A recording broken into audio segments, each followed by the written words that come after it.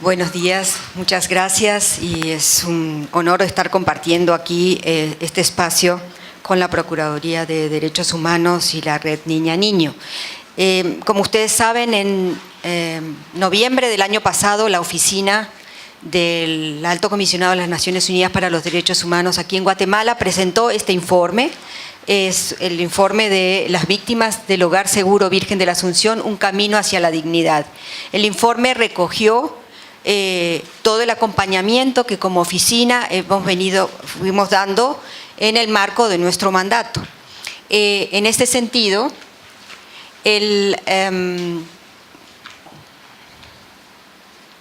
no sé si pueden avanzar.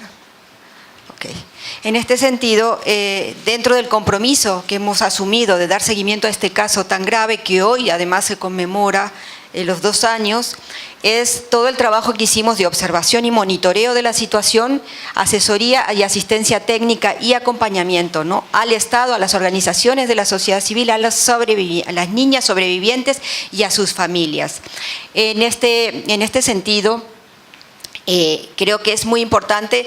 mostrar y poner de presente que estuvimos trabajando para poder contribuir a establecer puentes entre las víctimas e instituciones del Estado, por la importancia de que el Estado también no solamente realice acciones, sino que las realice conjuntamente con las involucradas para saber exactamente las mejores respuestas que para ellas también son importantes. El seguimiento de casos individuales, o sea, los procesos que se dieron a posteriori también en cuanto a la investigación de los hechos, pero también en cuanto a la situación de protección de las niñas, y facilitar obviamente espacios de encuentro con las familias. Hubo encuentros de las familias y las niñas sobrevivientes entre ellas, porque evidentemente es un colectivo heterogéneo por las circunstancias mismas. También ahí hemos documentado la situación inicialmente con un informe que hicimos conjuntamente con UNICEF. Monitoreamos todos los lugares donde fueron trasladados las niñas, niños y adolescentes, el apoyo para la reparación y la atención a las víctimas, y también un acompañamiento y una asistencia técnica a la Secretaría de Bienestar Social, a la Procuraduría General de la Nación, a la PDH y por supuesto a la sociedad civil, que ha jugado un rol fundamental en este acompañamiento. El informe entonces presentó en noviembre el contexto, y partió del contexto que existe en el país, que explica también por qué estas cosas pueden suceder, como fue el contexto de desigualdad, la discriminación y la violencia en el país y su impacto especialmente en las niñas, niños y adolescentes. Y en este sentido recordábamos cuando vino el Alto Comisionado en un año anterior, en noviembre de 2017, cuando señala, y también se señala en su informe, que para una pequeña minoría Guatemala es un país moderno y funcional donde concentra el poder económico y político, y para el resto de la población es un país donde han enfrentado toda una vida de discriminación y marginación y los efectos perniciosos de la corrupción y la impunidad. Evidentemente este escenario, este contexto es el que de alguna manera determinó y permitió que algo tan trágico como la muerte de estas 41 niñas y 15 sobrevivientes del Hogar Seguro Virgen de la Asunción pudiera suceder.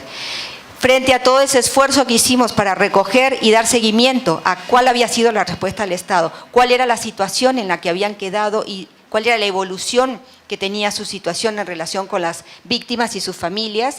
la oficina presentó una serie de recomendaciones. ¿Qué recomendaciones hicimos? Bueno, fueron recomendaciones que abordaron distintos aspectos. En primer lugar, aquellas que estaban enfocadas en la investigación, el juzgamiento y la sanción por los eventos del 7 y 8 de marzo de 2017. Ahí habíamos dirigido recomendaciones al Ministerio Público, al organismo judicial, a las distintas instituciones que participan en las investigaciones y en también considerar que era muy importante la investigación de los hechos como un mensaje también de no repetición, como un mensaje de que sabiendo que la impunidad es algo que permitiría repetirse este tipo de hechos. También hemos hecho unas recomendaciones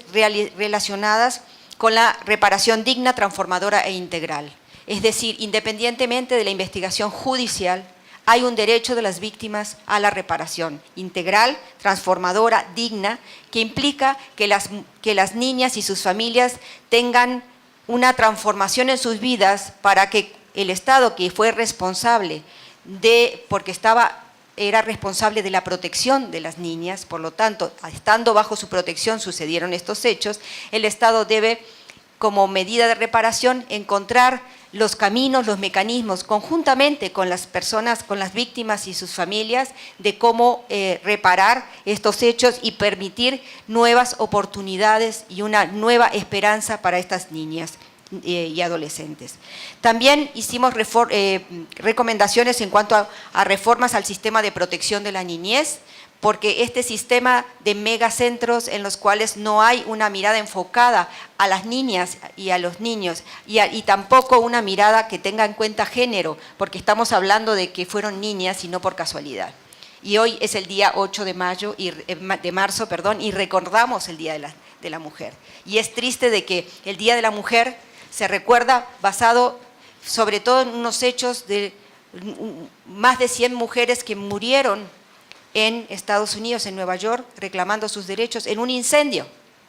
Entonces, ¿cómo puede ser que tantos años más tarde en Guatemala tengamos el 8 de marzo nuevamente un incendio que recoge víctimas, decenas de víctimas y también sobrevivientes? Y por eso también hoy hacemos un reconocimiento a las defensoras, a las organizaciones y a las mujeres que defienden los derechos de las mujeres y las niñas y a aquellas defensoras de derechos humanos de las mujeres.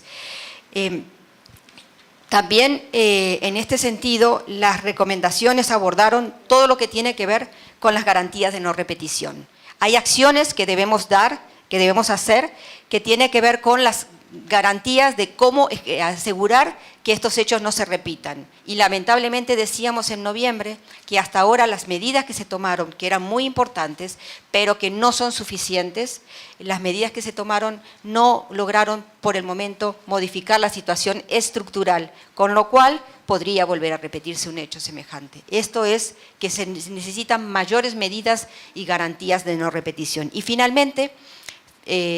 también obviamente recordamos los compromisos que tiene el Estado,